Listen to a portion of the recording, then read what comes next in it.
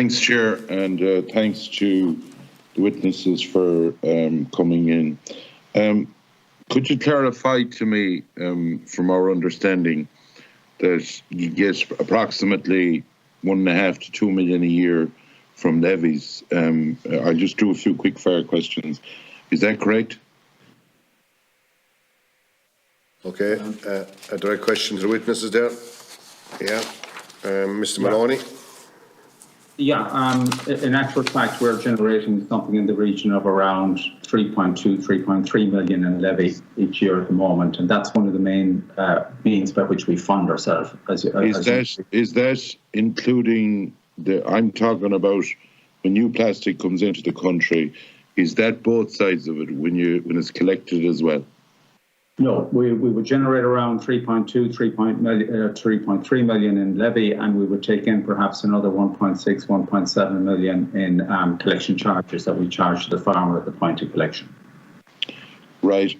Is there, as we are being made aware of from different people around the country, is it true, or can you confirm that is there an intention this year to reduce the number of bring centres around the country, and that there is large stockpiles with your accredited collectors around the country? To deal with your first question, we intend to run the same Bring Centre programme again this year. Typically, we run a Bring Centre programme that consists of 220 to 230 Bring Centres. They're provided in each county throughout the country. The average county has around 8 or 9 Bring Centres. So unless COVID stops us doing so, we expect to provide a similar service this year. In terms of stockpiles in our contractors' yards, they probably have maybe 10,000, 11,000 tonnes at the moment. But we're very confident that material will move in the next 12 months along with whatever we collect this year. Just to put the thing in some perspective, last year we collected 34,000 tonnes of material from farmers throughout the country, but we also sent for recycling 34,000 tonnes. But we carried over material from previous years because the market was so difficult. So it is a difficult market situation, but we're seeing improved demand. We supply a lot of the material to Irish recyclers. We're committed to supporting Irish recyclers where possible. And we're very confident that whatever we collect this year, along with what we're going to carry over, will be recycled in the next 12 months or so. Have ye sought exclusive arrangements with farm plastic processors with a view to preventing, say, private independent collectors from operating in the market? No, that would not be so. We do a deal with a recycler, and it's up to the recycler after that to do a deal with other collectors if they see fit. Has the amber to green been a problem, as the previous witness earlier stated that it was changed from amber to green? Would it be an advantage to the likes of yourselves or any other body if that was changed back again? Well, the classification of the waste that we export is under the authority of the National TFS Office, so that is the body that interprets the legislation. And some 7-8 years ago, they decided that unprocessed farm plastic waste was amber listed, not because it's hazardous, but because of the high contamination level. Now, that contamination is largely rainwater, small particles of silage, clay, etc. We have no issue or problem with that. Having said that, if they were to revert to classifying it as green listed, of course, we would work with that new arrangement, and it would be an easier arrangement to work with. In circumstances where basically there's no statutory remit under the legislation for charges imposed on farmers, because we must understand that going by figures, at least over the last 10 years, there's at least 30 or 40 million, maybe more, paid by farmers up front in this. And this was supposed to be basically pay up front and collected free. On what basis do ye claim to have the imposition of charges, or how do ye add them up, or how do ye come to the conclusion that a farmer has to pay a second time for the plastic that they bring to the bring centres, after, when you look at the legislation that was initially brought in, that it was basically pay up front and you were actually supposed to get money back, not a mind pay? So where does it give the authority to the likes of you to go charge on farmers?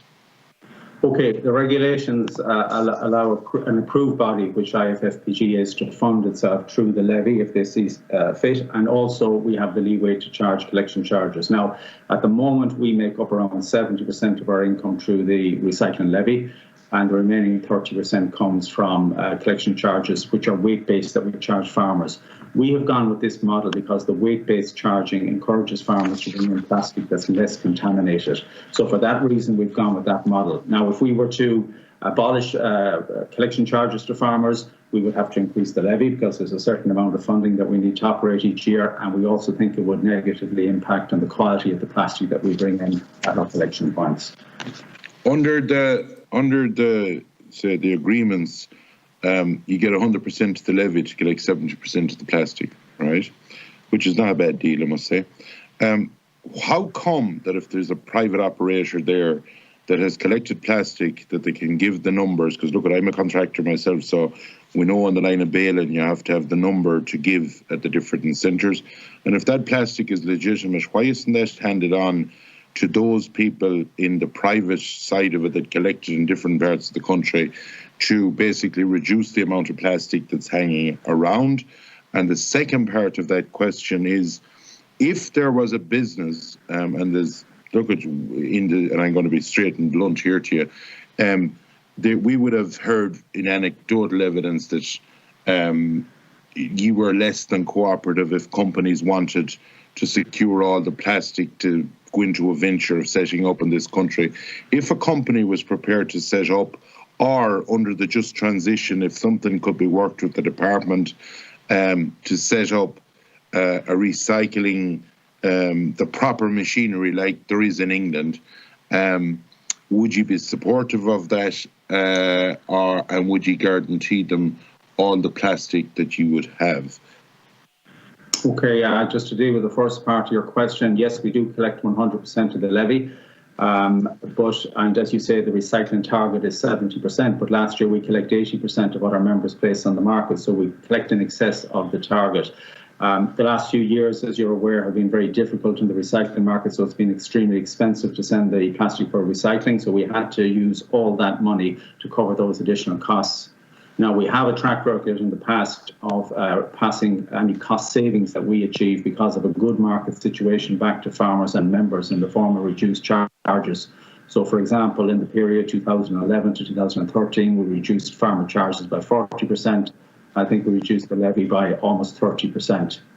With regards to the collectors operating outside our scheme, we don't support them because they are operating outside our scheme, and it would be counterproductive for us to support them.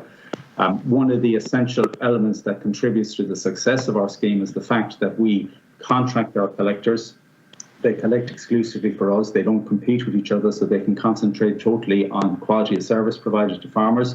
I should say that any collector can participate in our tendering process that takes place every 5 years. But the fact that we have contracted approved collectors means that we can guarantee the same quality of service from one county to the other and from 1 year to the next. And also farmers are charged at the same price. So, for example, a farmer in Donegal will get the same quality service and be charged the same price as a farmer in Wexford. On your last point with regards to supporting Irish recyclers, last year we sent over 34,000 tonnes of material for recycling. Over half of that went to Irish recyclers. We have a policy of supporting Irish recyclers if they are fit for purpose and if they're any way competitive on price. It makes sense for us to support Irish recyclers, and we want to support the development of an Irish recycling infrastructure. Thank you. Thank you.